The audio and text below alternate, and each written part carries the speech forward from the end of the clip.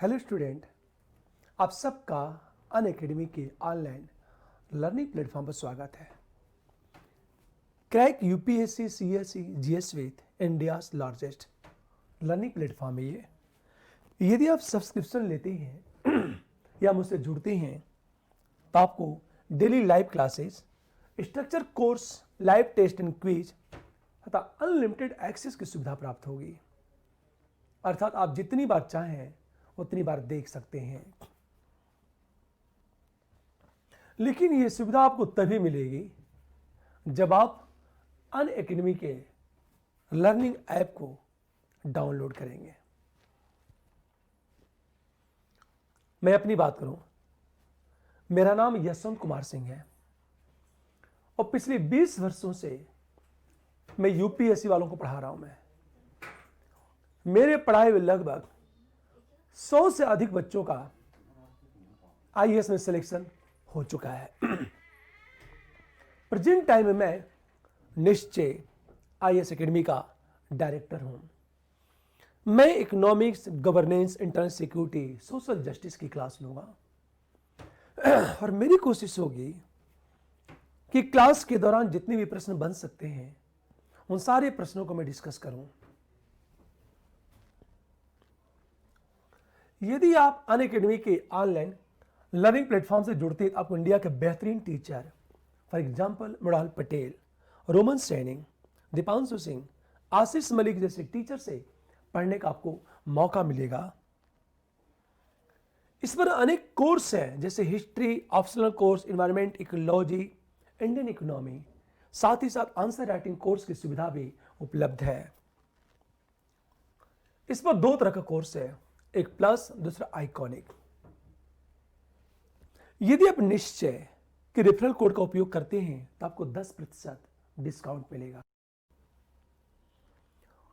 Iconic की fees plus से ज्यादा है क्योंकि आइकॉनिक में personal coach, daily mains quiz, answer practice, study planner की सुविधा उपलब्ध होती है।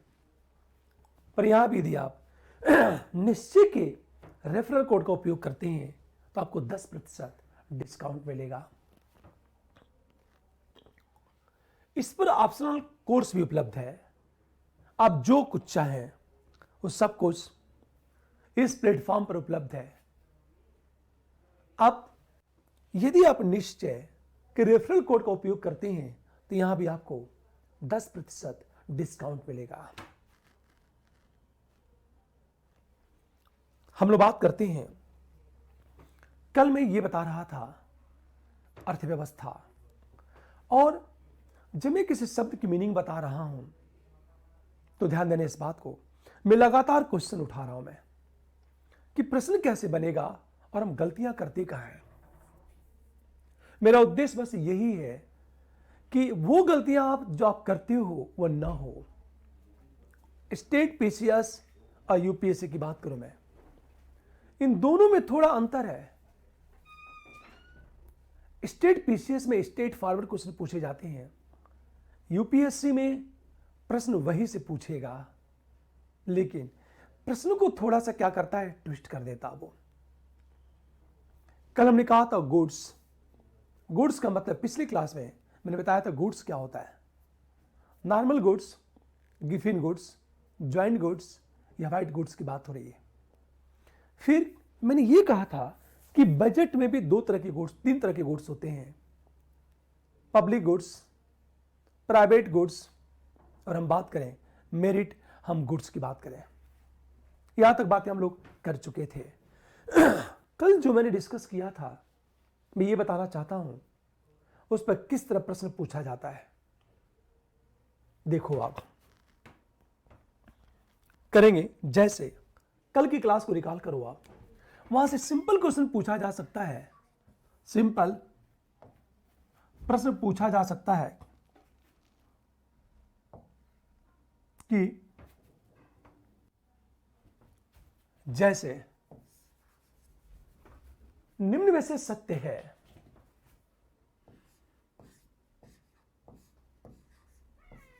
निम्न में से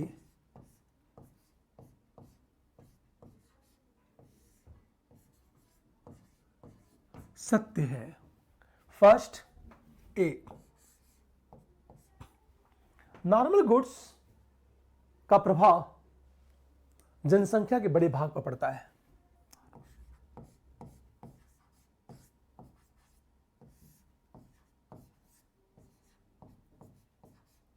गुड्स का प्रभाव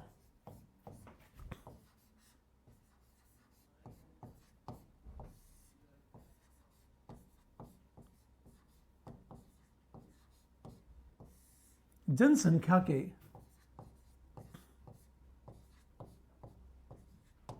बड़े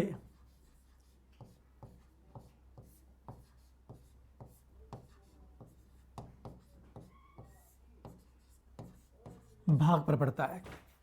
नॉर्मल दूर की बात करें, जो गिफिन गुड्स है, गिफिन गुड्स का प्रभाव जनसंख्या के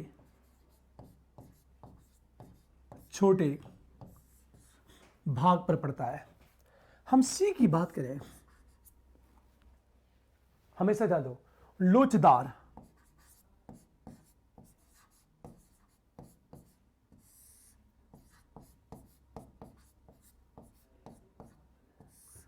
वस्तुएं, लोचदार वस्तुएं अर्थव्यवस्था में एक महत्वपूर्ण भूमिका निभाती हैं।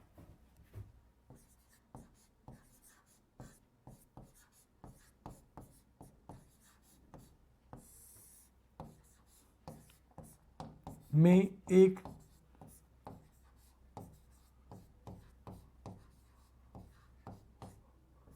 महत्वपूर्ण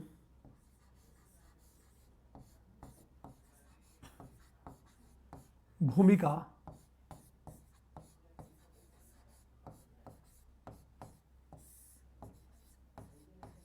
एक चीज ध्यान देने इस बात को, सत्य क्या है? देखो आप, नॉर्मल गुड्स का प्रभाव जनसंख्या के बड़े भाग पर पड़ता है। यदि नॉर्मल गुड्स की मीनिंग पता है तो विकल्प सही है कि गलत है, आप निर्णय ले सकते हो। वस्तुतः ये विकल्प सही है। दूसरी चीज, गिफिन गुड्स का जो प्रभाव है जनसंख्या के छोटे भाग पर पड़ता है। गिफिन गुड्स की मीनिंग यदि पता है तो इस प्रश्न भी बिल्कुल सही है। लोचदार वस्तुएं, इलास्टिक गुड्स की बात करें, अर्थव्यवस्था के महत्वपूर्ण भूमिका निभाती हैं। जैसे लोचदार वस्तुओं का मतलब क्या होता है? कीमतों में कमी आने से क्या होता है? हमेशा डिमांड बढ़ जाती है। अब ये चीज ये बिल्कुल सही है। आप देखो प्रश्न कैसे पूछेगा यूपीएससी, सत्य है। 1 2 3, 1 2 1, इस तरह के क्वेश्चन पूछे जाते हैं। इन प्रश्नों को हमेशा याद रखना है कि प्रश्न किस तरह पूछे जा रहे हैं। अब हम बात करेंगे एक नए शब्द की, मनी। ये सारे जो शब्दों की चर्चा हम लोग कर रहे हैं, इन शब्दों का प्रयोग बार बार होगा आपके आगे क्लास में। मनी कहते किसे? मनी का अर्थ क्या है? जैसे हम यदि मनी की बात करें, मुद्रा, देखो आप, यदि मुद्रा की बात करें तो मुद्रा कहलाने का अर्थ क्या है?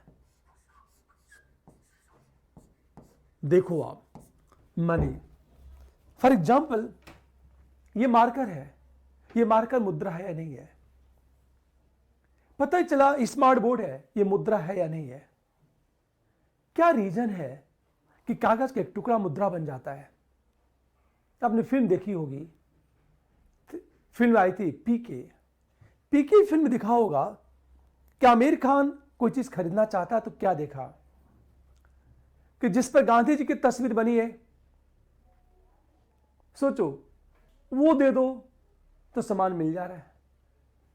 वो करता क्या है, विभिन्न अखबारों में गांधी जी की तस्वीर दे देता है कि सामान कुछ दे दो, पर दुकानदार देने से मना कर देता है। प्रश्न ये उठा, वही गांधी जी की तस्वीर है, एक नोट पर बना है तो उसकी कीमत है। वही गांधी जी की तस्वीर एक कागज के टुकड़े पर बना हुआ है तो उसकी कोई कीमत नहीं है। अर्थात कोई भी वस्तु मुद्रा कब बनती है, मनी कहलाने का आधार क्या है? क्योंकि इन शब्दों का प्रयोग बार बार होता है। हम जब मनी की बात करते हैं, मनी, तो मनी कहलाने के 2 आधार होते हैं। एक प्राइमरी फंक्शन और दूसरा है सेकेंडरी फंक्शन। हम जब मुद्रा की बात करेंगे तो ध्यान देना, एक होता है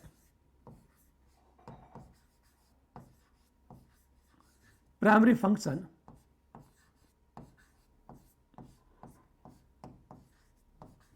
और दूसरा है सेकेंडरी फंक्शन।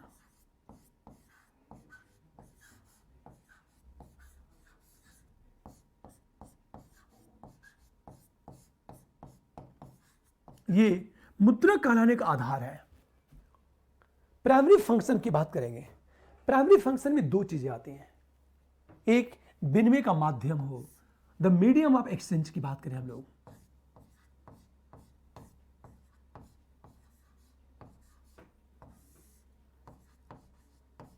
विनिमय का माध्यम, और दूसरा है सर्वग्राहिता।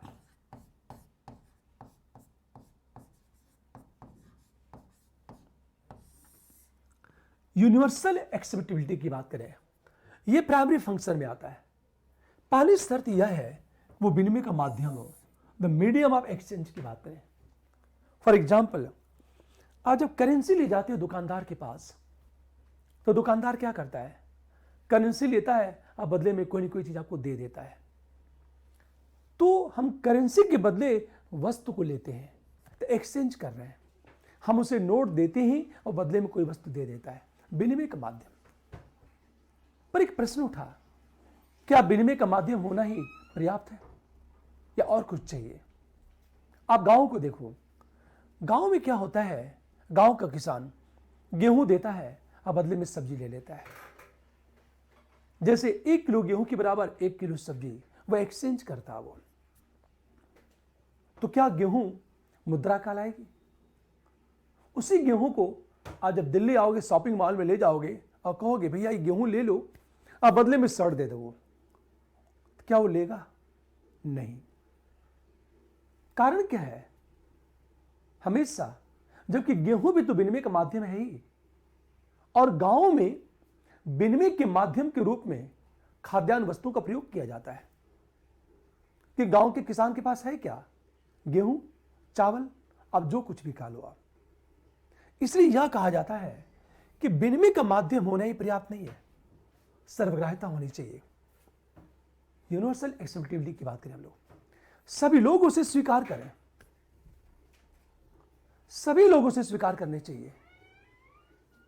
अब सोचो आप, सर्वग्राहिता सभी लोग उसे स्वीकार करें, लेकिन सर्वग्राहिता तो तभी आएगी जब उसके पीछे सरकार के साख लगी होगी, क्रेडिट लगी होगी। क्रेडिट, जैसे आपने देखा होगा कि करेंसी पर लिखा रहता है मैं धारक को इतना रुपया देने का वादा करता हूं।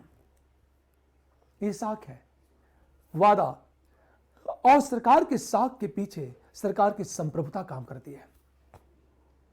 अब सोचो, इसीलिए क्या होता है, इसलिए क्या होता है कि उस मुद्रा को आप किसी को देते हो ना तो एक्सेप्ट कर लेता है वो। क्यों? क्योंकि उस करेंसी के पीछे सरकार की क्रेडिट, सरकार के साख लगी है, और उस क्रेडिट के पीछे सरकार की संप्रभुता काम कर रही है। जैसे मान लिया जाए, प्राचीन काल में देखा होगा जब नए सल्तनत का आगमन होता है, नए सल्तनत, कोई नया व्यक्ति राजा बनता है तो फिर मुद्रा बदल देता, वो एक नई मुद्रा लॉन्च करता है। किसी ने लोहे की मुद्रा चलाई तो किसी ने तांबे की मुद्रा चला दी, किसी ने चमड़े का मुद्रा चलाया, किसी ने रबड़ का मुद्रा चला दिया। मुद्रा, अब सोचो, एक चमड़े का कॉइंस, उसकी स्वीकारता क्यों है? क्योंकि राजा ने अनुमति दे दी, और जब राजा उसे अनुमति देता है तो उसके पीछे उस राजा की साख लग जाती है, क्रेडिट। और जब सरकार की साख लगती है ना तो उसकी स्वीकारता क्या हो जाती है? बढ़ जाती है। इसलिए देखा जाता है, मान लिया जाए एक करेंसी है, एक नोट है, उसके पीछे सरकार की साख लगी है, क्रेडिट लगी है। यदि सरकार उस क्रेडिट को वापस खींच ले, यदि सरकार उस क्रेडिट को वापस खींच लेगी तो उसकी सर्वग्राहिता समाप्त हो जाएगी। परिणामतः वो मुद्रा नहीं रह जाएगा। जैसे कुछ वर्षों पहले देखा होगा, सरकार ने क्या किया, नई मुद्रा लॉन्च की, आप पुरानी मुद्रा को हटा दिया। कारण ये है, जो पुराना 500 का नोट है, ये 1000 का नोट है, जो कुछ भी कह लो, वो नहीं चल रहा है। क्यों नहीं चल रहा है? क्योंकि उस नोट के पीछे सरकार की जो साख लगी है, सरकार ने वापस खींच लिया। और जो वापस खींचा, वो करेंसी, वो नोट कागज का टुकड़ा बन गया। हमेशा ध्यान दें इस बात को। इसका अर्थ ये है, हम जब मुद्रक की बात करेंगे तो मुद्रा कहलाने के दो आधार हैं, एक प्राइमरी फंक्शन और दूसरा है सेकेंडरी फंक्शन। प्राइमरी फंक्शन में मैंने क्या कहा, वो विनिमय का माध्यम हो, और दूसरा है सर्वग्राह्यता हो। यूनिवर्सल एक्सेप्टेबिलिटी की बात करें, और मीडियम ऑफ एक्सचेंज की बात करें हम लोग, हमेशा ध्यान इस बात को, ये होना चाहिए। यदि ये नहीं है तो हम उसे मुद्रा नहीं कहेंगे। मान लिया जाए ये मार्कर है, यदि इस मार्कर के पीछे सरकार की साख लग जाए, साख क्रेडिट, तो इसमें सर्वग्राह्यता आ जाएगी और ये विनिमय का माध्यम बन जाएगा। आपने सुना होगा, प्राचीन काल में देखा होगा, कौड़ियां कॉइन्स के रूप में उपयोग होती थी। आजकल 25 पैसे का सिक्का नहीं चलता है। पहले 10 पैसे के सिक्के चलते थे, 5 पैसे के सिक्के चलते थे, जो एल्युमिनियम के बने होते थे। 10 पैसे के सिक्के चलते थे, पर आज वो नहीं चलते हैं। क्यों नहीं चलते हैं? आप पुराना 25 पैसे का सिक्का ले जाओ, कोई एक्सेप्ट नहीं करेगा। क्यों नहीं करेगा? क्योंकि उसके पीछे जो सरकार की साख लगी थी, क्रेडिट, सरकार ने उसे वापस खींच लिया। और जब सरकार वापस खींच लेगी तो उस कॉइन्स की सर्वग्राह्यता समाप्त हो जाएगी। हमेशा ध्यान दो। इसलिए हम जब मनी की बात करते हैं तो मनी कहलाने के मनी में दो फंक्शन काम करते हैं, एक प्राइमरी फंक्शन और दूसरा होता है सेकेंडरी फंक्शन। प्राइमरी फंक्शन में क्या होता है, विनिमय का माध्यम हो और सर्वग्राह्यता हो। यह दो शर्त होना जरूरी है। आपसे कोई यदि पूछे एक लाइन में मुद्रा किसे कहते हैं, सिंपल चीज है, जिसमें विनिमय का माध्यम हो और सर्वग्राह्यता हो, हम उसे मुद्रा कहते हैं। अब सोचो, सेकेंडरी जब फंक्शन की बात करेंगे, स्टोर ऑफ वैल्यू की बात करेंगे हम लोग।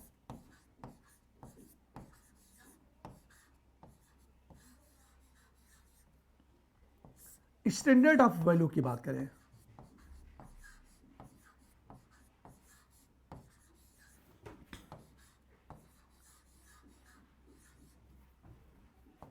यूनिट ऑफ वैल्यू की बात करेंगे,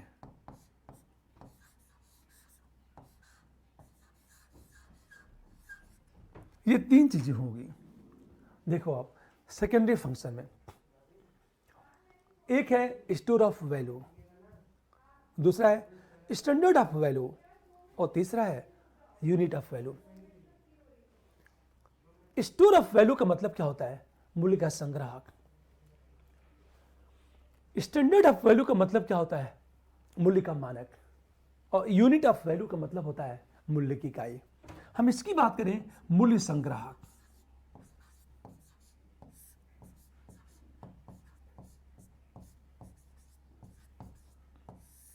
हम इसकी बात करें, मूल्य का मानक।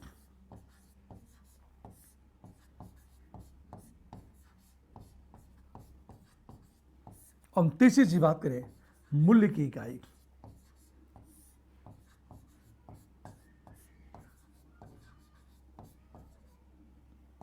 ये बात हमेशा ध्यान दो, ये दो फंक्शन, एक प्राइमरी फंक्शन, एक सेकेंडरी फंक्शन की बात की जाती है, पर अनेक ऐसी चीजें हैं जिसमें विनिमय का माध्यम नहीं है।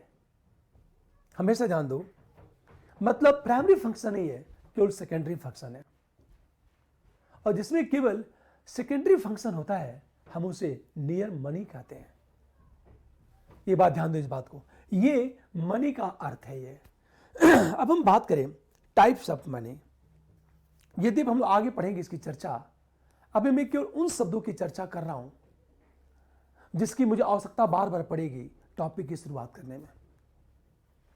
देखो आप, फिर बात करता हूं टाइप्स ऑफ मनी की। हम बात करें टाइप्स ऑफ मनी, यदि हम टाइप्स ऑफ मनी की बात करेंगे,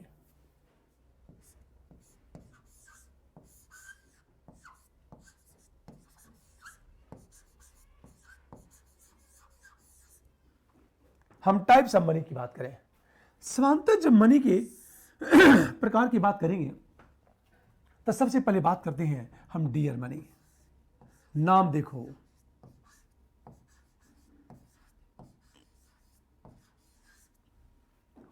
नाम है डियर मनी।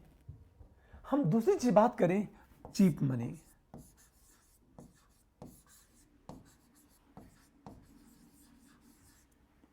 हम दी हॉट मनी,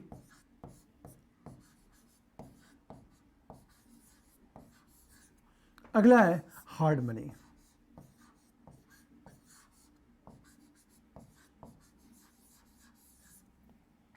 हमेशा बहुत सारी मनी है, credit money, fiduciary money, plastic money, जिसकी चर्चा चलकर लोग आगे करेंगे।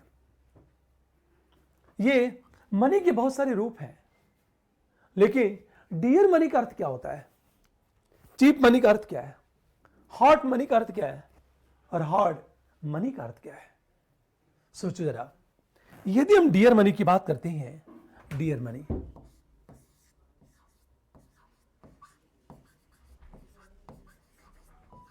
हमेशा ये जो मनी है, सोचो नाम है डियर, पर है बहुत खतरनाक।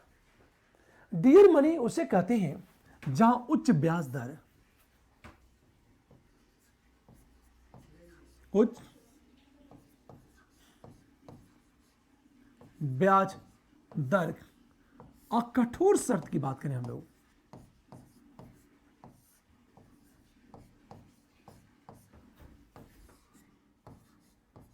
पर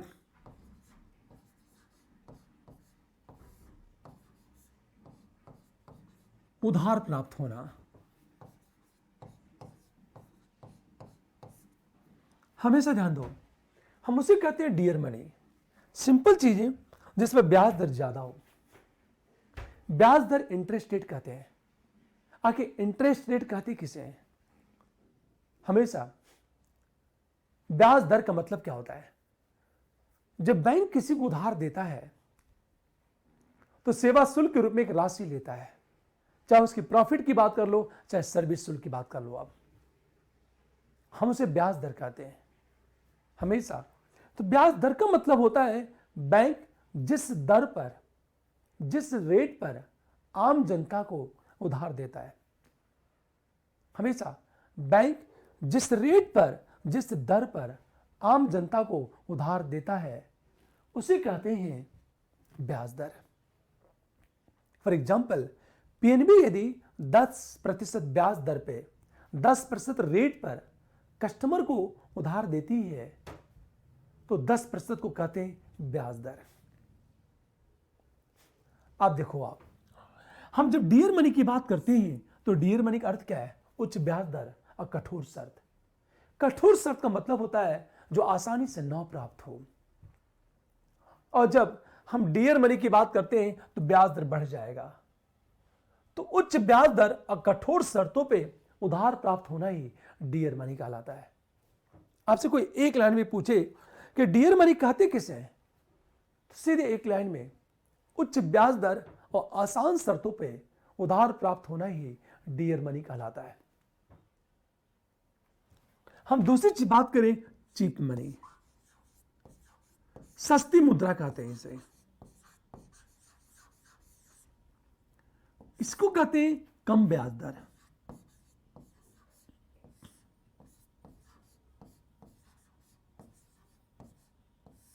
और दूसरी चीज आसान शर्त।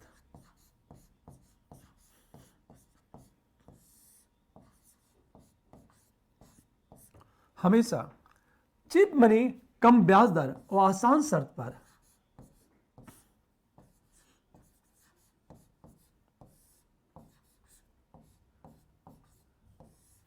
उधार प्राप्त होना। हमेशा ध्यान दें इस बात को। मैंने क्या कहा, ये जो चीप मनी है, चीप मनी का अर्थ क्या है? कम ब्याज दर और आसान शर्त पर उधार प्राप्त होना। हम उसे कहते हैं चीप मनी, सस्ती मुद्रा कहते हैं। जैसे एक छोटा सा एग्जांपल लेता हूं, मान लिया जाए पीएनबी एक बैंक है, पंजाब नेशनल बैंक। इसने ब्याज दर बढ़ा दिया और ब्याज दर बढ़ा के 10% कर दिया। मान लो यदि ब्याज दर बढ़ा दिया 10% कर दिया, तो इसका मतलब क्या चीज है? Dear money. पर पीएनबी ने क्या किया, ब्याज दर कम कर दिया और 6% कर दिया, तो चीप मनी। जैसे मान लीजिए, आपने अक्सर देखा होगा बैंक से फोन आता आप पर कि प्लीज कार लोन लीजिए, होम लोन लीजिए। लोन की बात, बैंक आपके घर पर उधार देता है, आसान शर्तों पर उधार देता है, ब्याज दर कम होता है। जब ब्याज दर कम हो और आसान शर्तों पर उधार प्राप्त हो, तो उसे कहते हैं चीप मनी। हमेशा फॉर एग्जाम्पल मान लिया जाए स्टेट बैंक ऑफ इंडिया है, एसबीआई। एसबीआई ने ब्याज दर बढ़ा दिया तो डियर मनी, उसने ब्याज दर कम कर दिया तो चीप मनी। हमेशा जान दो, उसने क्या किया, ब्याज दर बढ़ा दिया तो डियर मनी, ब्याज दर कम कर दिया तो चीप मनी, शर्तें कठोर कर दी तो डियर मनी, शर्तें आसान कर दी तो फिर होता क्या है, चीप मनी। व्यक्ति एक ही है, मुद्रा एक ही है, वो कभी डियर मनी कहलाती है, कभी चीप मनी कहलाती है। जैसे व्यक्ति एक ही है, कभी उसके भाव बढ़ जाते हैं। जैसे जब किसी व्यक्ति की शादी होती है तो सोचो उसका सम्मान प्रतिष्ठा दोनों, और सारे बारातियों का स्वागत उसकी इच्छा पर निर्भर करता है। हमेशा ध्यान इस बात को। ठीक उसी तरह मुद्रा एक ही है, लेकिन ब्याज दर में परिवर्तन से मुद्रा का नामकरण चेंज हो जाता है। ब्याज दर बढ़ा तो डियर मनी, ब्याज दर कम हुआ तो चीप मनी। कितना आसान है ये। हम इसे कहते हैं डियर मनी और चीप मनी की बात करते हैं। अब सोचो जरा, मैं एग्जांपल ले लेता हूं डियर मनी की बात करें तो डियर मनी इकोनॉमी को कैसे प्रभावित करती है। देखो आप, मान लें हम डियर मनी की बात करते हैं। अच्छा, यूपी पीसीएस में, स्टेट पीसीएस में क्या पूछेगा, डियर मनी का अर्थ क्या है, लेकिन यूपीएससी में इसी प्रश्न को ट्विस्ट कर देगा। इसकी बात हम लोग करेंगे। मान लिया जाए कि डियर मनी है, तो डियर मनी होने का मतलब क्या चीज है, उच्च ब्याज दर।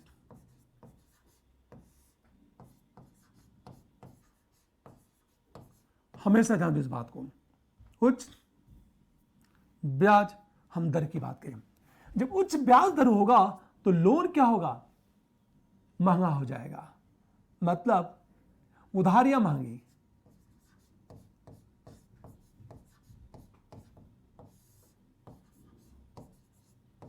महंगा, ध्यान से समझो इस बात को। हम जब डियर मनी की बात करेंगे ना, तो हमारा जो ब्याज दर है, इंटरेस्ट रेट है, वो ज्यादा होगा, तो उधारियां महंगी हो जाएगी। फॉर एग्जाम्पल, जब आप गांव के किसी व्यक्ति से, महाजन से उधार लेते हो, कहते हो भैया बहुत महंगा उधार है, मतलब 4 रुपए सैकड़ा ले रहा है। 4 रुपए सैकड़े का अर्थ ये है कि एक महीने में 100 रुपया पर 4 रुपया ब्याज लेता वो। मान लिया जाए कि सैकड़े पे 1 रुपया ले रहा है, तो कहते हैं यार बहुत सस्ता है उधार। यदि 1 रुपया से बढ़ाकर 5 रुपया कर दिया तो हम कहते हैं बहुत महंगा है।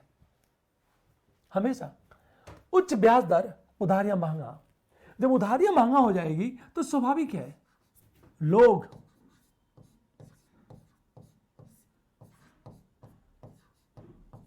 बैंक से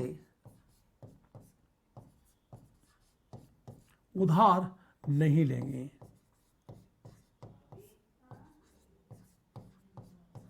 अब हमेशा ध्यान दो, उधारियां महंगा तो लोग बैंक से उधार नहीं लेंगे। और जब बैंक से उधार नहीं लेंगे तो स्वाभाविक है उद्योग में पैसा कम लगेगा।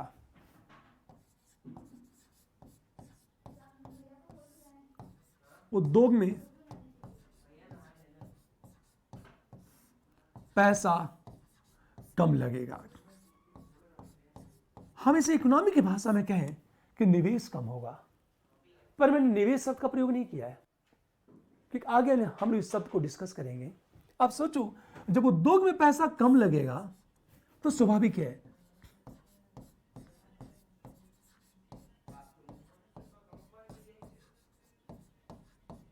औद्योगिकीकरण कम। जब औद्योगिकीकरण कम होगा तो रोजगार का सृजन कम।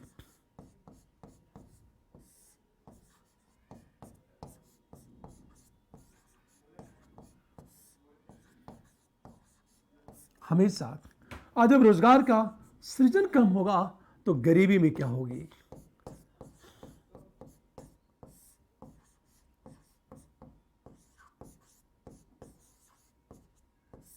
ये बात हमेशा ध्यान दो इस बात को। साइकिल देखो आप, मैंने कहा डियर मनी, डियर मनी में उच्च ब्याज दर, और जब ब्याज दर ज्यादा होगा तो उधारियां महंगा होगी। लोग बैंक से उधार नहीं लेंगे। जब लोग बैंक से उधार नहीं लेंगे तो उद्योग में पैसा कम लगेगा, क्योंकि कोई भी उद्योगपति करता क्या है, बैंक से उधार लेता है, उद्योग में लगाता है। यदि उद्योग में पैसा कम लगेगा औद्योगिकरण कम होगा, ये कम हुआ तो रोजगार का सृजन कम होगा, ये कम होगा तो गरीबी में क्या होगी? वृद्धि होगी। कितना सिंपल है। यही से यूपीएससी प्रश्न उठाएगा। मैंने कहा मान लिया जाए चीप मनी,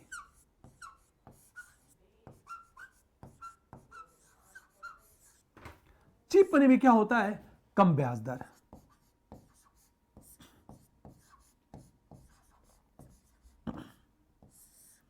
जब ब्याज दर कम होगा तो उधारियां सस्ता।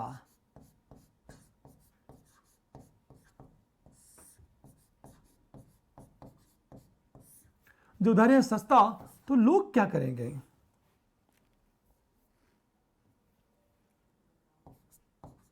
लोग बैंक से ज्यादा उधार लेंगे।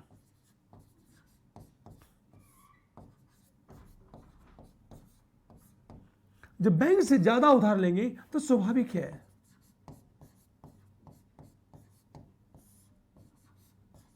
उद्योगों में पैसा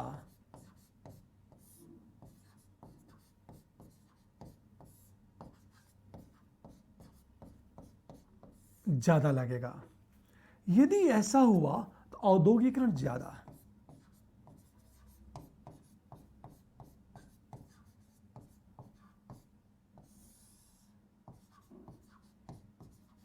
ज्यादा।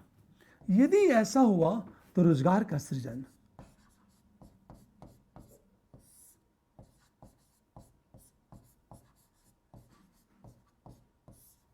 यदि रोजगार का सृजन बढ़ा तो स्वाभाविक है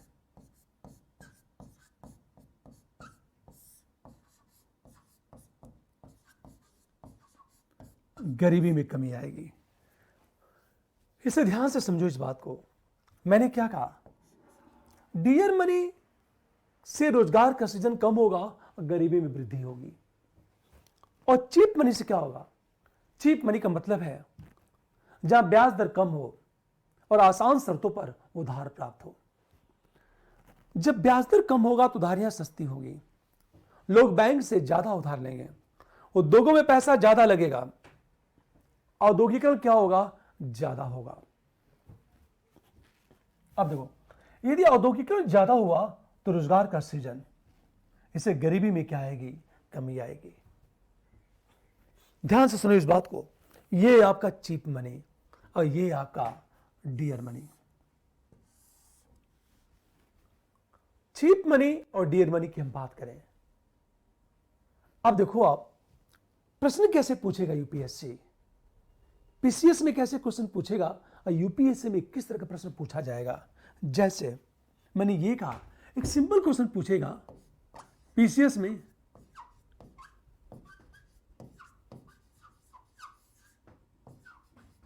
डियर मनी का अर्थ है,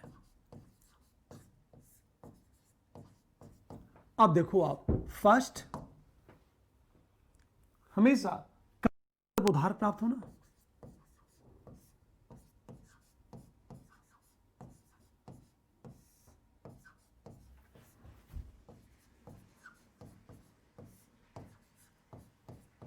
प्राप्त होना। हम सेकंड की बात करें, उच्च ब्याज दर पर उधार प्राप्त होना। हम थर्ड की बात करें, हमेशा ध्यान दें इस बात को, डियर मनी का मतलब है। हम शर्त की बात करें, ऐसी मुद्रा जो बाजार से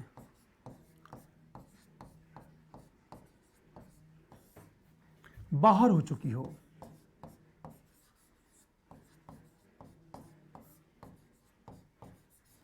और हम फोर्थ की बात करेंगे, ऐसी मुद्रा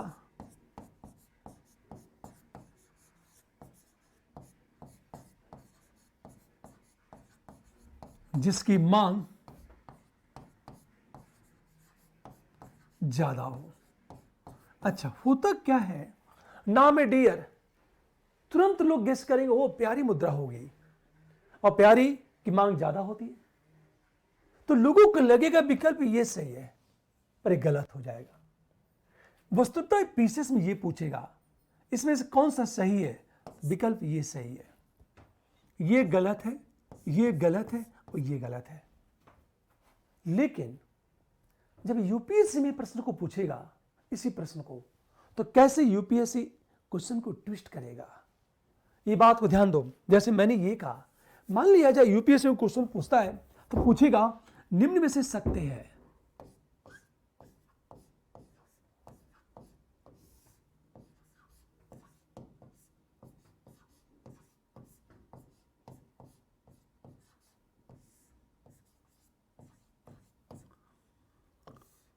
सत्य है।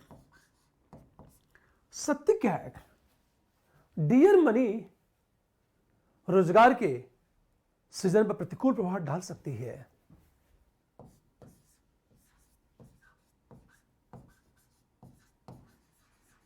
मनी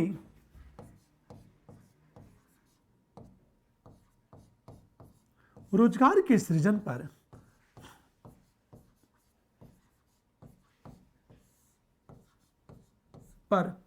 प्रतिकूल प्रभाव डाल सकती है।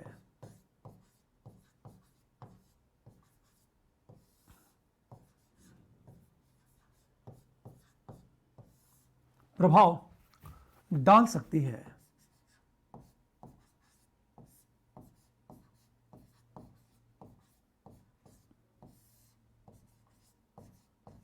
हमेशा ध्यान दो, ये जो डियर मनी है रोजगार के सृजन पर प्रतिकूल प्रभाव डाल सकती है। हम नंबर बी की बात करें, चीप मनी सस्ती मुद्रा,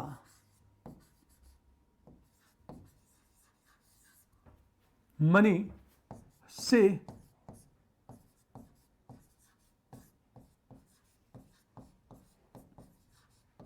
अर्थव्यवस्था के विकास को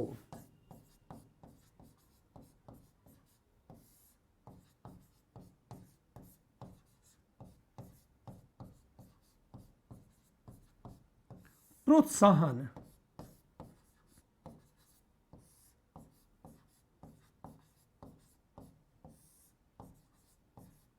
मिल सकता है। हमेशा ध्यान दो, चीप मनी से अर्थव्यवस्था के विकास को प्रोत्साहन मिल सकता है। हम नंबर सी की बात करें, प्रश्न कैसे पूछा जाएगा, हमेशा ध्यान दो, डियर मनी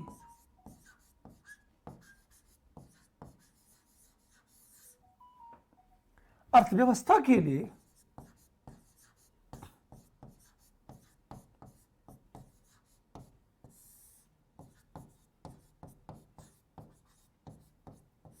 सदैव हानिकारक होती है।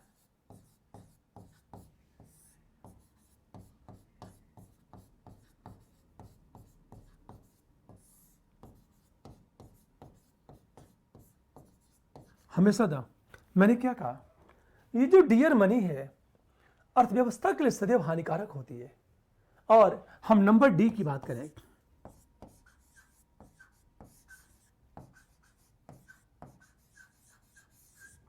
ये जो चीप मनी है, चीप मनी की बात करें, चीप मनी अर्थव्यवस्था के लिए सदैव लाभदायक नहीं होती।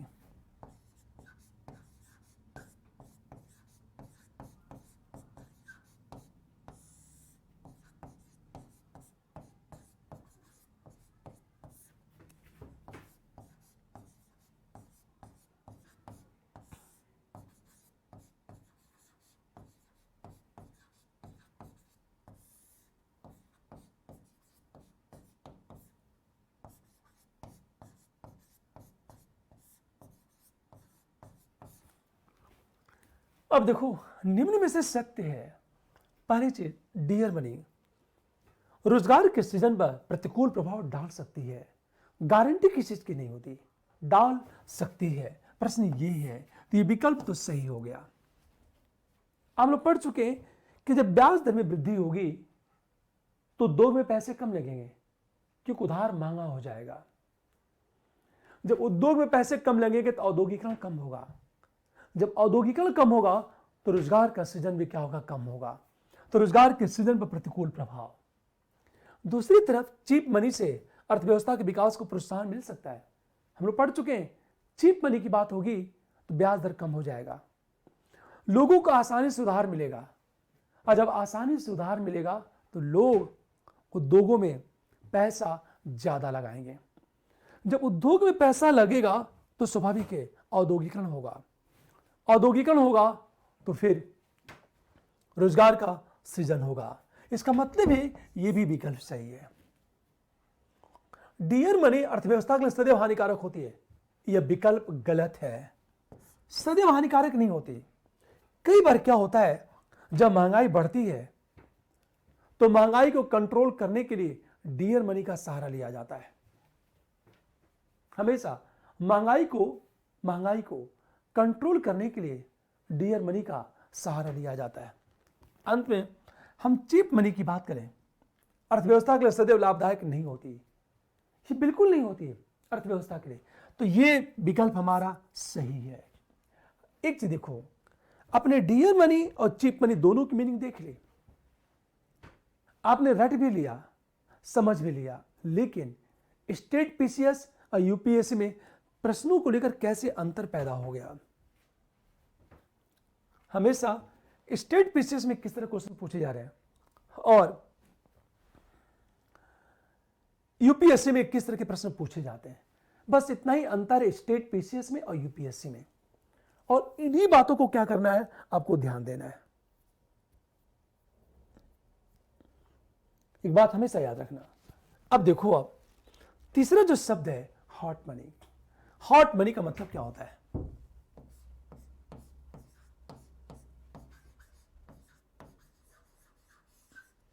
हॉट मनी का मतलब होता है गर्म मुद्रा, और ऐसी मुद्रा जो ब्याज दर में परिवर्तन से एक देश से, एक स्थान से दूसरे स्थान पर शिफ्ट हो जाए।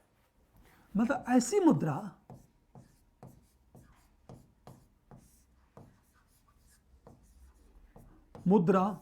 जो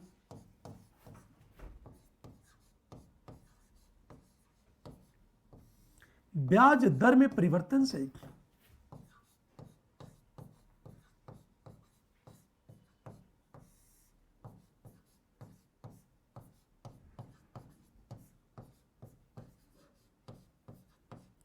एक स्थान से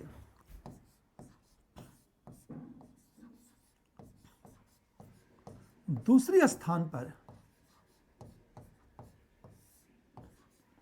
हमेशा ऐसी मुद्रा जो ब्याज दर में परिवर्तन से एक स्थान से दूसरे स्थान पर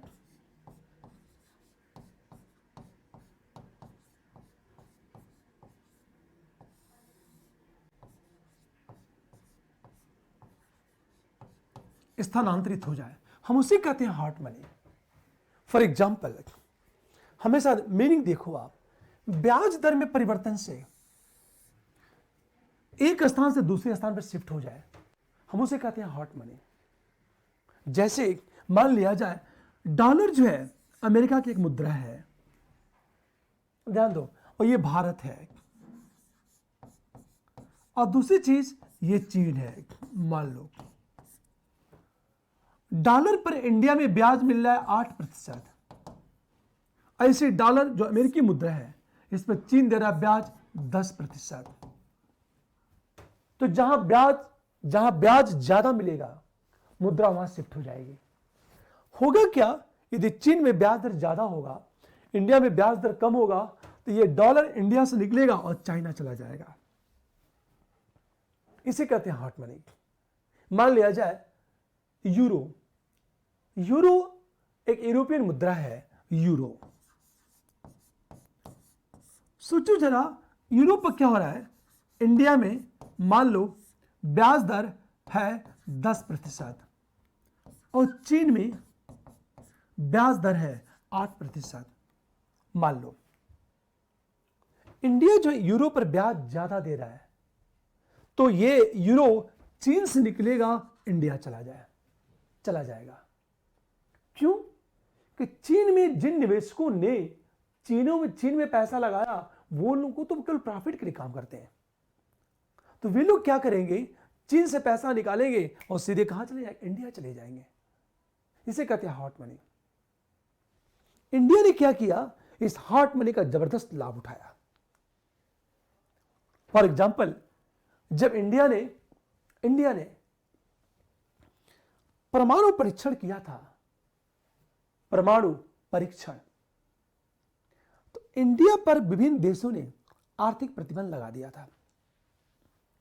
हमेशा इंडिया पर आर्थिक प्रतिबंध लग गया था। अब इंडिया करे तो क्या करे, इंडिया के पास पैसा ही नहीं, क्योंकि जब दूसरे देश से हम सामान मंगाते हैं तो विदेशी मुद्रा तो चाहिए। अब इंडिया ने क्या किया, हॉट मनी का सहारा लिया। और भारत ने क्या किया, पता ही ये चला, जापान है, हमेशा जान दो, जापान की मुद्रा येन है, फ्रांस की मुद्रा फ्रैंक है, ब्रिटेन की जो मुद्रा है वो पौंड है, जर्मनी की जो मुद्रा है मार्क है, और अमेरिका की जो मुद्रा है वो डॉलर है।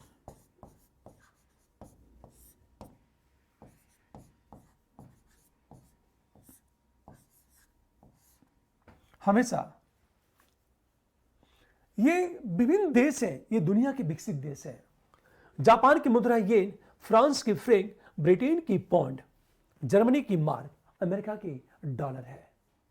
अब इंडिया पर आर्थिक प्रतिबंध लागू हो गया, हमारे भारत में विदेशी मुद्रा की कमी हो गई। तो सरकार ने क्या किया, एक प्रोग्राम लॉन्च किया। हमेशा जो प्रोग्राम लॉन्च किया एसबीआई के through, state bank of India, उसमें उसने क्या किया कि जापान में मान लेता हूं ब्याज दर है 6%। तो इंडिया ने क्या कहा, हम भारत की बात करें,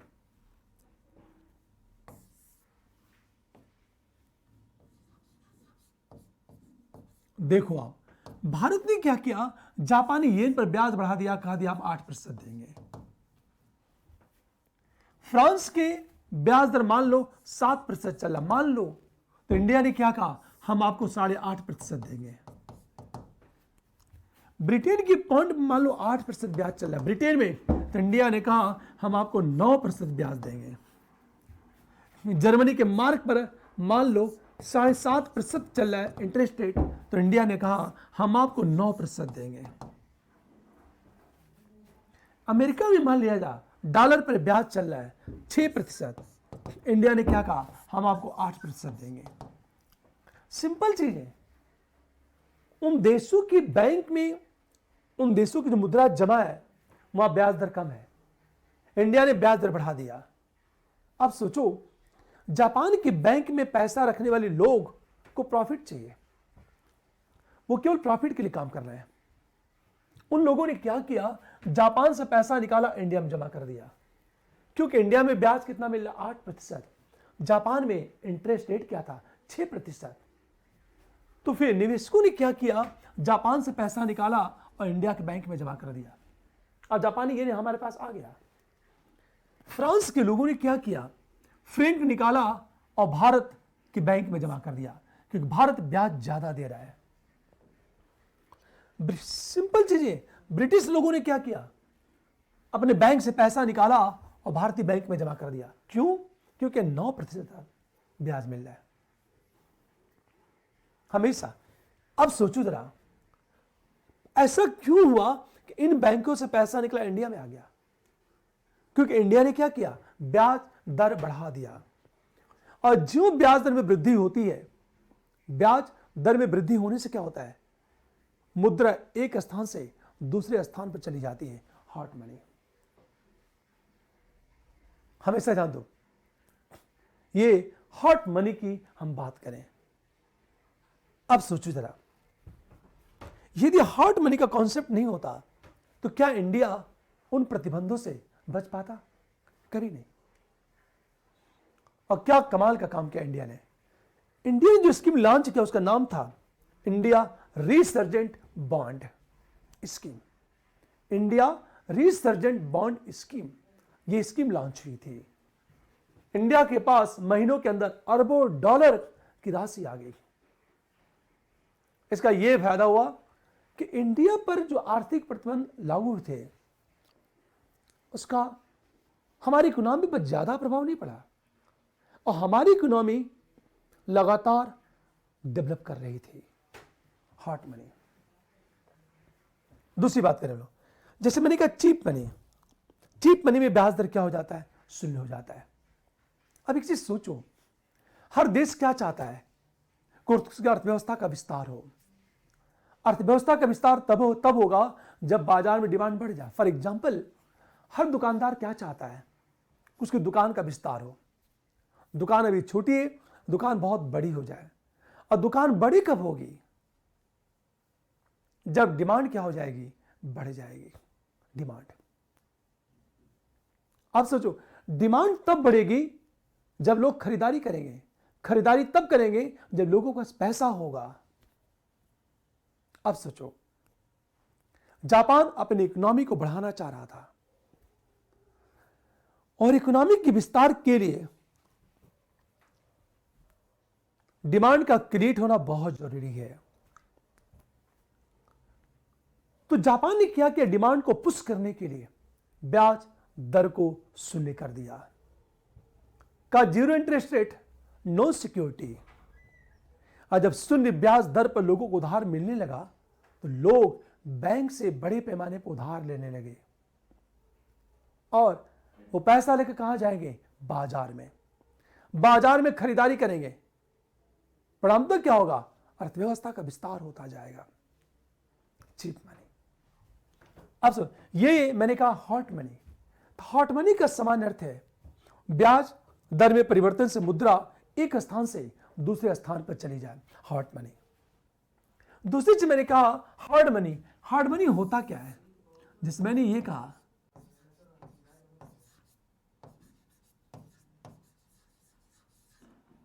हार्ड मनी का अर्थ क्या है, ऐसी मुद्रा जो बहुत मुश्किल से प्राप्त हो, ऐसी मुद्रा जो बहुत कठिनाई से प्राप्त हो।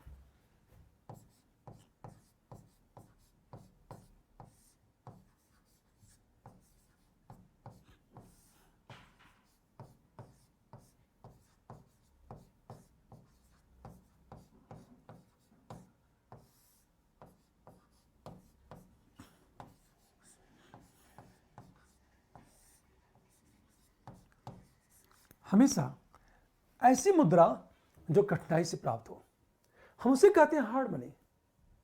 ये जो मुद्रा है, जब एक्सचेंज करते हैं मूल्य में बहुत कम ह्रास होता है।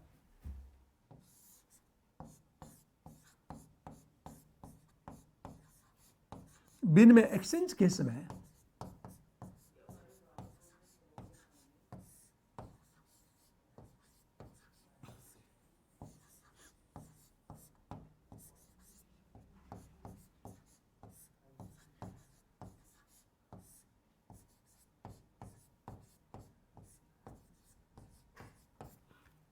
इसे कहते हैं हार्ड मनी।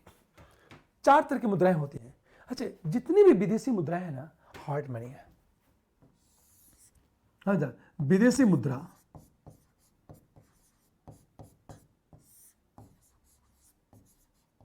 विशेष रूप से क्या मैंने कहा, dollar, franc, euro, pound, Japanese yen, हम इन्हें हार्ड मनी में रखते हैं। और डॉलर में अमेरिकन डॉलर को ही रखा जाता है हार्ड मनी में। ये हार्ड मनी। तो 4 तरह की मुद्राएं हैं, dear money, cheap money, hot money और हार्ड मनी। ये बात हमेशा जान दो। इन शब्दों का प्रयोग बार बार होगा आपके क्लास में। दूसरा जो शब्द है कैपिटल,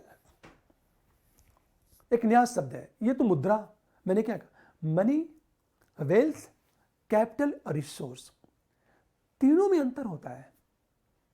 मनी अलग है, वेल्थ अलग है, कैपिटल अलग है, और फिर आपका रिसोर्स अलग होता है। पूंजी कैसे कहते हैं? पूंजी का मतलब क्या होता है? जैसे मैंने कहा पूंजी,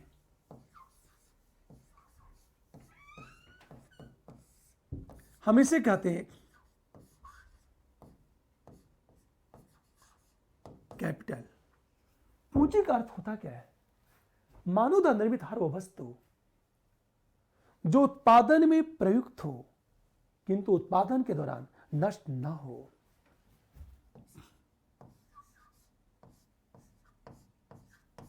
मानव द्वारा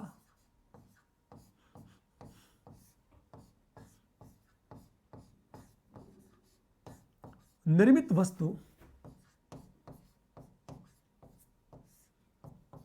जो उत्पादन में प्रयुक्त हो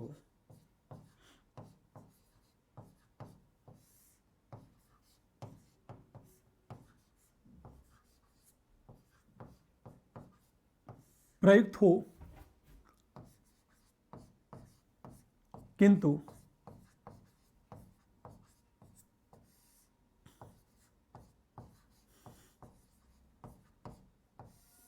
उत्पादन के दौरान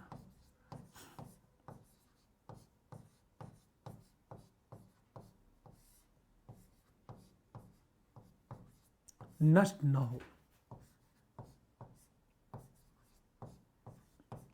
ये बात ध्यान दो, हम उसे कहते हैं कैपिटल। पूरी बात, मानव द्वारा निर्मित वस्तु जो उत्पादन में प्रयुक्त हो किंतु उत्पादन के दौरान नष्ट न हो। जैसे मैंने एक चीज क्या कहा, मशीन एक कैपिटल है, भूमि एक कैपिटल है, कोई प्लांट है वह एक कैपिटल है, विदेशी जो मुद्रा है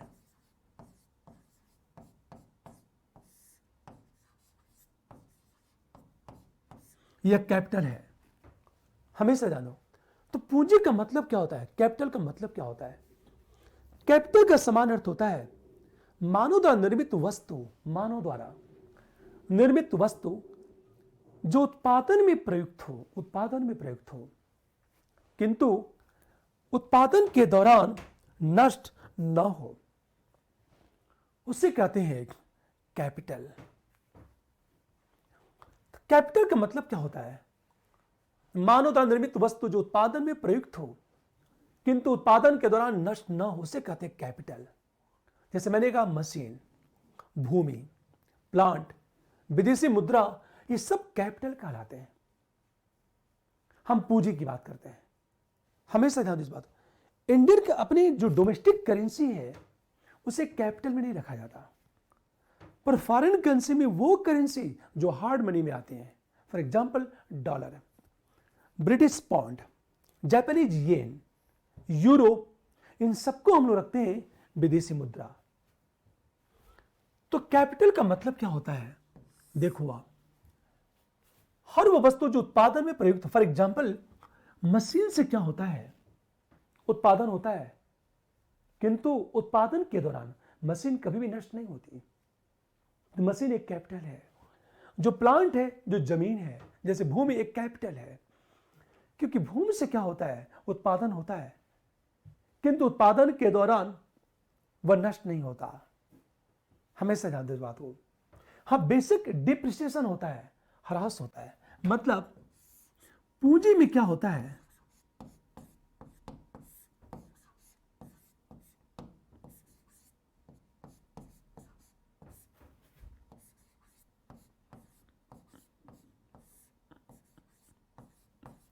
हमेशा ये जो पूंजी है ना, पूंजी में ह्रास होगा। मैंने कहा कैपिटल पूंजी में ह्रास होता है पर वो नष्ट नहीं होती। फॉर एग्जाम्पल, मशीन में टूट फूट होगी, फिर रिपेयरिंग हो जाती मशीन की। इसको कहते हैं टूट फूट, जिसको कहते हैं घिसावट, डिप्रिसिएशन कहते हैं उसे, ह्रास, घिसावट कहते हैं। हम इसे कहते हैं कैपिटल। ये भी एक शब्द आया, पूंजी निर्माण, कैपिटल फॉर्मेशन कहते हैं हम लोग। जैसे मैंने ये कहा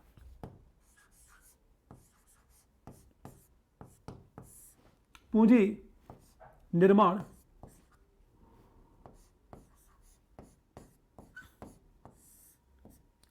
कैपिटल फॉर्मेशन कहते हैं।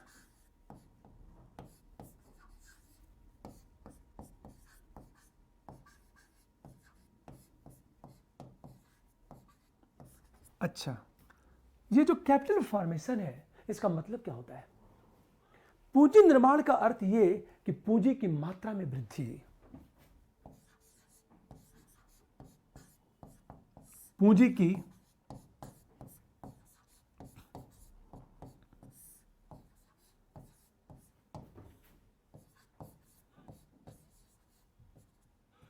मात्रा में जो वृद्धि है उसे कहते हैं कैपिटल फॉर्मेशन, हमेशा। तो ये जो कैपिटल फॉर्मेशन है इसका अर्थ ये है कि पूंजी की मात्रा में वृद्धि। फॉर एग्जाम्पल, आपके पास इतनी पूंजी थी, अब इतनी हो गई। हमेशा आपके पास एक मशीन थी, अब 10 मशीनें आपके पास।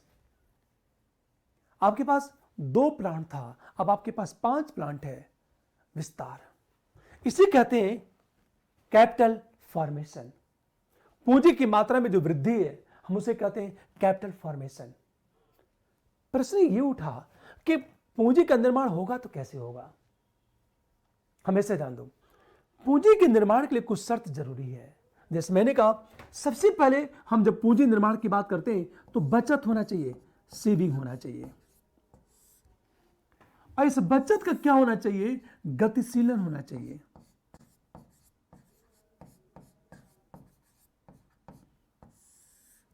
और ये जाके निवेश में कन्वर्ट होगा,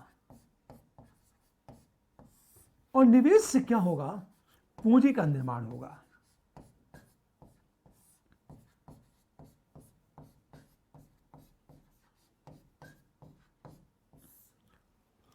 हमेशा ध्यान दें इस बात को, यह शर्त जरूरी है कैपिटल फॉर्मेशन के लिए।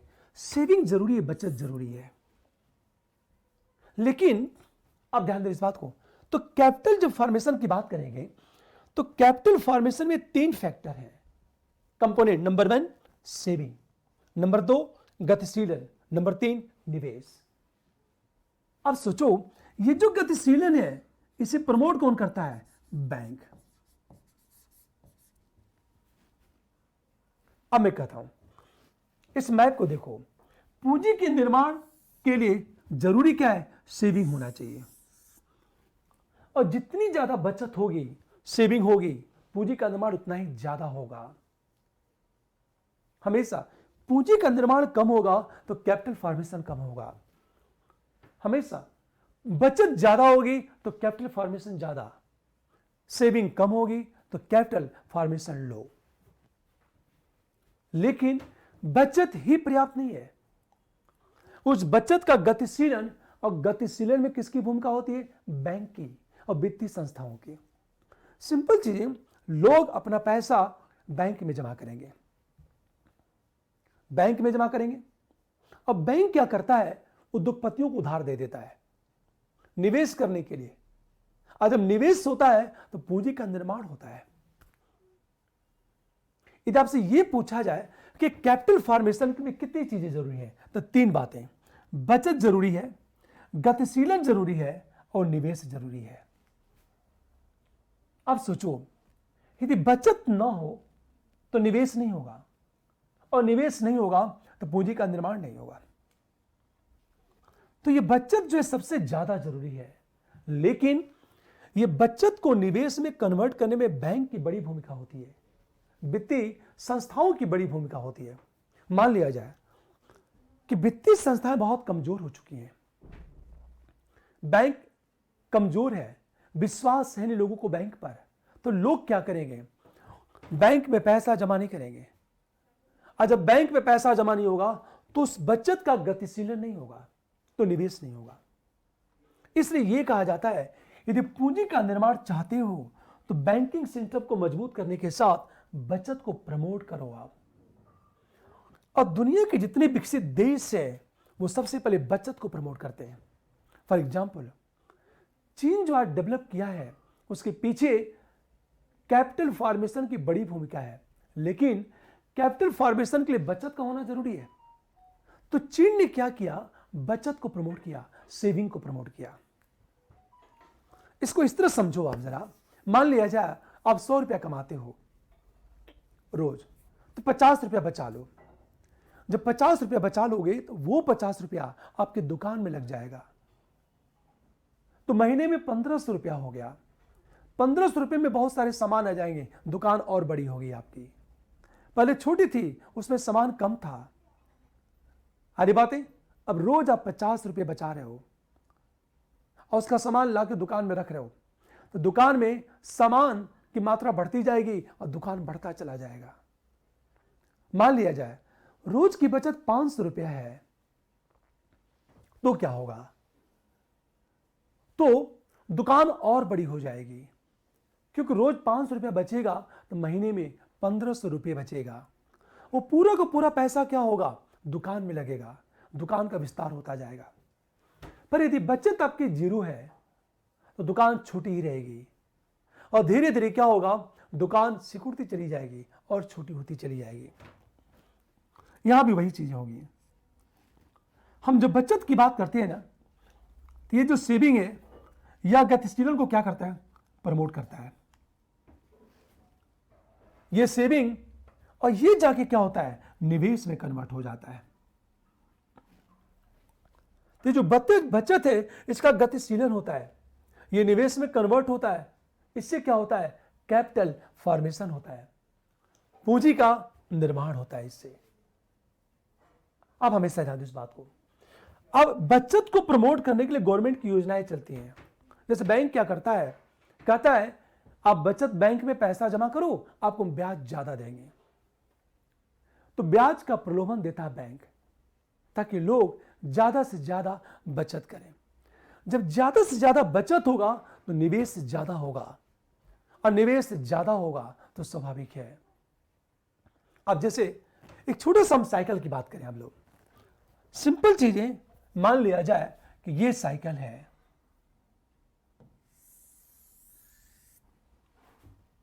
देखो आप, सिंपल चीजें, मान लिया जाए यदि बचत ज्यादा होगी तो निवेश ज्यादा होगा।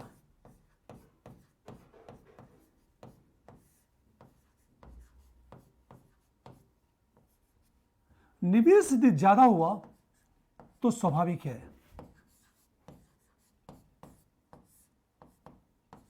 पूंजी का निर्माण ज्यादा। अब सोचो, आपने क्या किया? बचत को प्रमोट किया, बचत से निवेश हुआ और निवेश से पूंजी का निर्माण होगा। यदि मान लिया जब बचत कम हो रहा है, बचत कम होगा तो निवेश कम होगा, पूंजी का निर्माण कम। हम इसको इस तरह देखते हैं, मान लिया जाए कम बचत,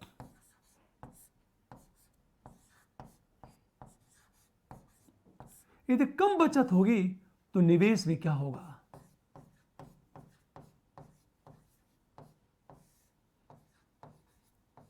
निवेश कम, और निवेश कम होगा तो पूंजी का निर्माण कम।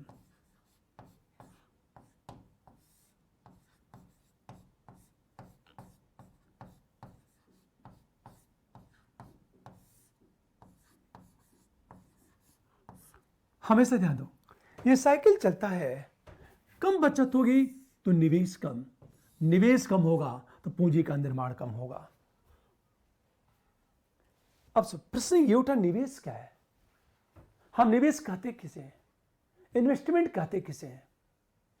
निवेश का मतलब होता है पैसा लगाना। जैसे का निवेश, निवेश को अंग्रेजी में कहते हैं इन्वेस्टमेंट।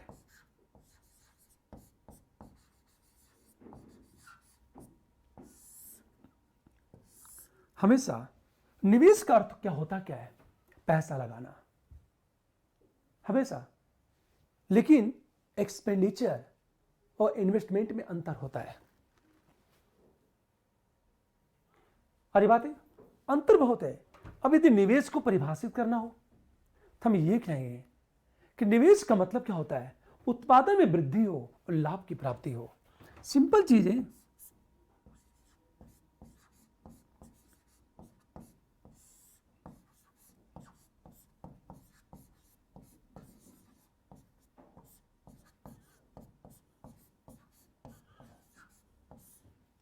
लाभ की प्राप्ति।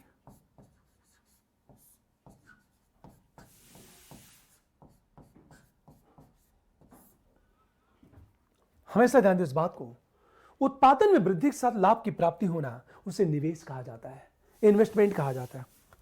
खर्च और निवेश में अंतर है। फॉर एग्जाम्पल, मान लिया जाए मैंने शर्ट खरीदी, तो हम ये नहीं कहेंगे कि शर्ट में निवेश किया, बल्कि शर्ट पर खर्च किया। क्यों? क्योंकि शर्ट खरीदने से मुझे लाभ कोई नहीं मिलेगा। हम 50 रुपए का शर्ट भी पहन सकते हैं और 5,000 रुपए का शर्ट भी पहन सकते हैं, अतिरिक्त कोई लाभ नहीं प्राप्त होगा। खर्च, आप फिल्म देखने गए तो खर्च है। आपने स्वयं नहाने के लिए साबुन खरीदी, क्रीम खरीदा आपने, और पूरे चेहरे पर क्रीम लगा रहे हैं, तो क्रीम पर जो पैसा हम खर्च करते हैं वह खर्च है, नो निवेश। अब सोचो आप, मैंने स्वयं क्या किया? चलने के लिए गाड़ी खरीद ली, स्वयं चलने के लिए हमने गाड़ी खरीद ली, तो वह खर्च है। पर मैंने गाड़ी खरीदी ओला में लगाने के लिए, ताकि पर डे 1,000 रुपए की इनकम हो, तो निवेश है। यहीं पर खर्च और निवेश में अंतर आ जाता है। हमेशा ध्यान दो इस बात को। मान लिया जाए मैं अपने लिए क्या किया, अपने रूम में जहां मैं सोता हूं, स्टडी रूम में मैंने एसी लगा दी। स्वयं पढ़ने के लिए तो खर्च है। मैं सोने के लिए एसी लगा दिया तो खर्च है। पर मैंने क्या किया? क्लासरूम में एसी लगा दिया, ताकि ज्यादा से ज्यादा बच्चे एडमिशन लें मेरे इंस्टीट्यूट में। हमेशा तो वो निवेश है, क्योंकि उससे लाभ की प्राप्ति होगी। आप जो ट्यूशन फीस देते हो वह खर्च नहीं है, वो निवेश है। क्योंकि ट्यूशन फीस पर जो पैसा लगाते हो उससे आपका बौद्धिक विकास होता है, ज्ञान का विकास होता है। आप सीधे ह्यूमन रिसोर्स में कन्वर्ट हो जाते हो, तो निवेश है वो। हमेशा दूसरी चीज देखा होगा, आप यदि कॉलेज की फीस भरते हो तो निवेश है, नो खर्च। जैसे मान लेता हूं मैं अपने नहाने के लिए साबुन खरीदता हूं, क्रीम खरीदता हूं, तो खर्च है। पर यदि कोई एक्टर है और क्रीम खरीदता है, क्रीम, ताकि उस क्रीम को लगाने से चेहरे में शाइनिंग आ जाए, उसकी कीमत ज्यादा लग सके, तो निवेश है वो। अक्सर देखा होगा शादी विवाह में महिलाएं सजती हैं, वो खर्च है। लेकिन यदि एक्ट्रेस कोई सजती है तो उसकी कीमत ज्यादा लगती है, तो निवेश है वो।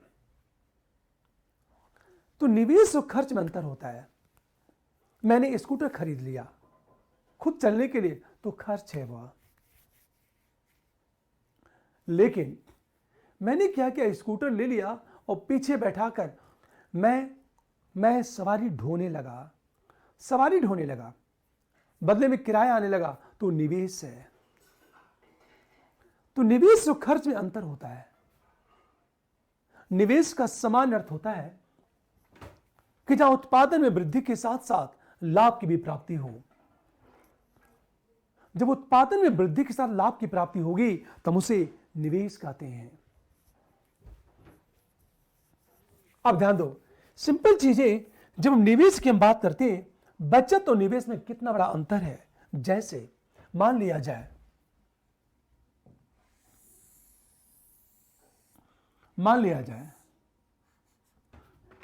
कम बचत होगी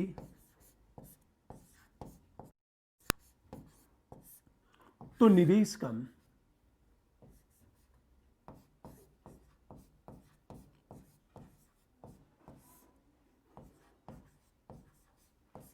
बचत कम होगी तो निवेश कम होगा, निवेश कम होगा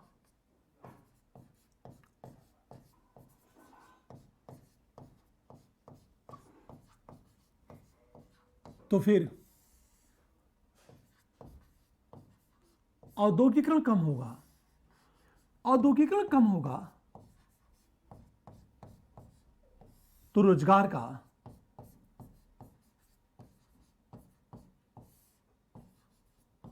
सृजन कम।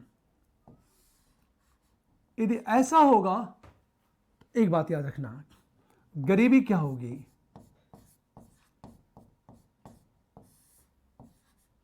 ज्यादा। जब गरीबी ज्यादा होगी, हमेशा मान लिया जाए हमारी गरीबी ज्यादा है, गरीबी ज्यादा होगी तो स्वाभाविक है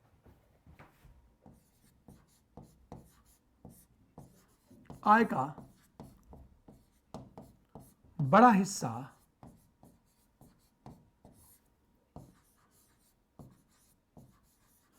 मूलभूत आवश्यकता पर खर्च।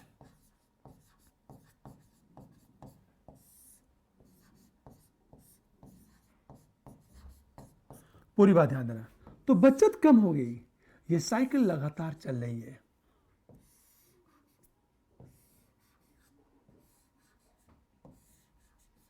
पूरी बात ध्यान दो इस बात को। यदि बचत कम होगी तो निवेश कम होगा, निवेश कम होगा तो औद्योगिकरण कम होगा, रोजगार का सृजन कम होगा, गरीबी ज्यादा होगी, आय का बड़ा हिस्सा मूलभूत आवश्यकता पर खर्च होगा। यदि ऐसा हुआ तो बचत क्या होगी, कम होगी। इसका मतलब यह है कि बचत कम होगी तो अर्थव्यवस्था पर कैसे प्रभाव पड़ेगा। हम इसी को दूसरे एंगल से लें, हम जिसे कहते हैं विशियस साइकिल। हम गरीब हैं क्योंकि हम गरीब हैं। अब देखो आप, जैसे मान लिया जाए हम गरीब हैं क्योंकि हम गरीब हैं, सिंपल चीज है, हम गरीब हैं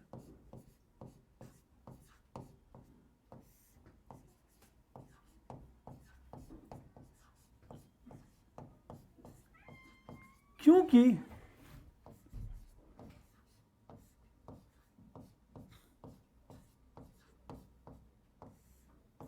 हमेशा ध्यान दो, हम गरीब हैं क्योंकि हम गरीब हैं। जैसे इसको इस तरह देखो आप, एक साइकिल लेके चलता हूं, कैसे, हम गरीब हैं,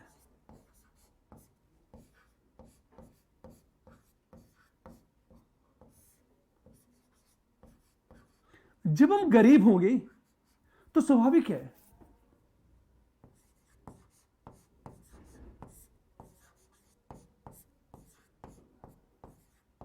आय का बड़ा हिस्सा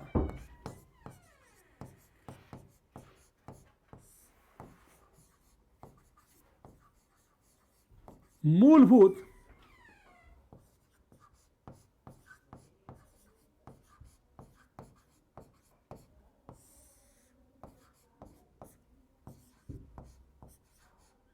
हमेशा ध्यान दो इस बात को, स्वाभाविक है बचत हमारी क्या होगी,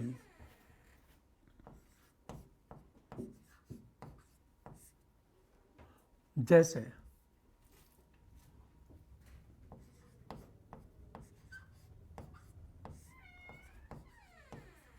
हमारी बचत कम होगी, बचत कम होगी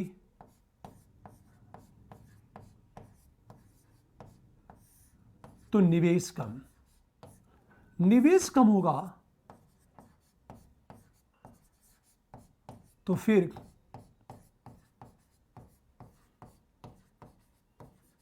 औद्योगिकरण कम। ऐसा होगा तो फिर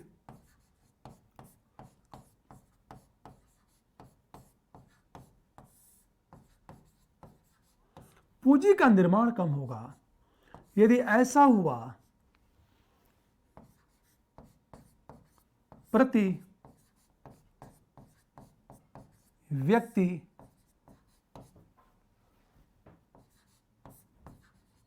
आय का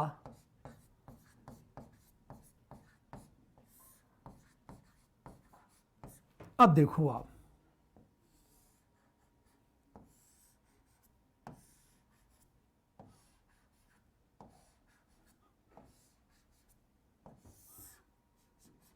ये कैसे साइकिल चल रहा है।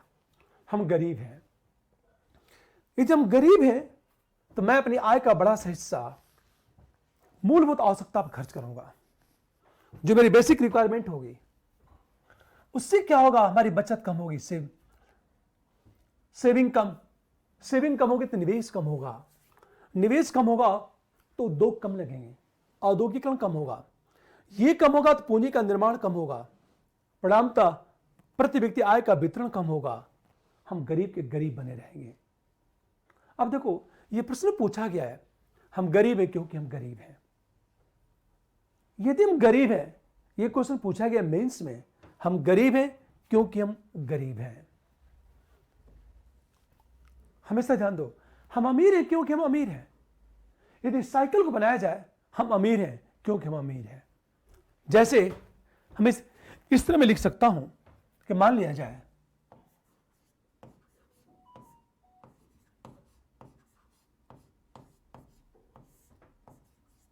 अमीर हैं क्योंकि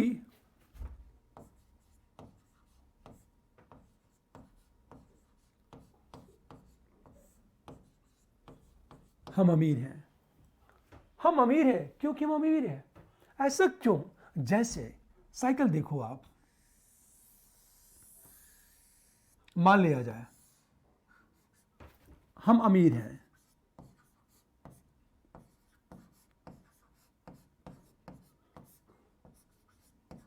अब सोचो, यदि हम अमीर होंगे तो हमारी बचत क्या होगी?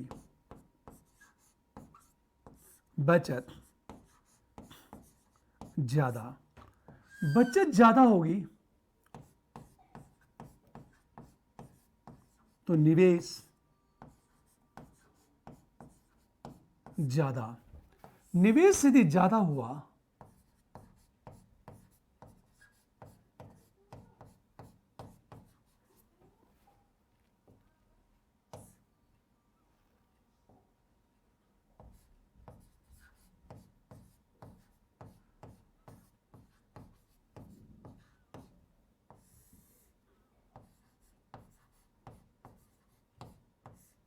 औद्योगिकरण ज्यादा, यदि ऐसा हुआ तो पूंजी का निर्माण ज्यादा।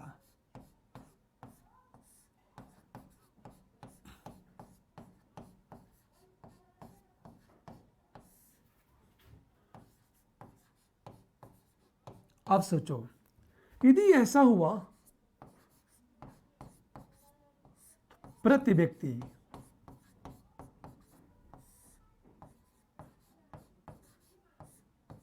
आय का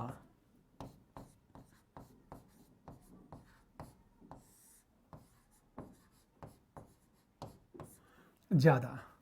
अब साइकिल घुमाते चलो आप,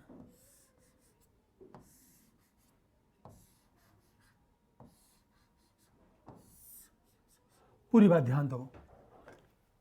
हम अमीर हैं क्योंकि हम अमीर हैं। हम अमीर हैं तो हमारी बचत ज्यादा होगी।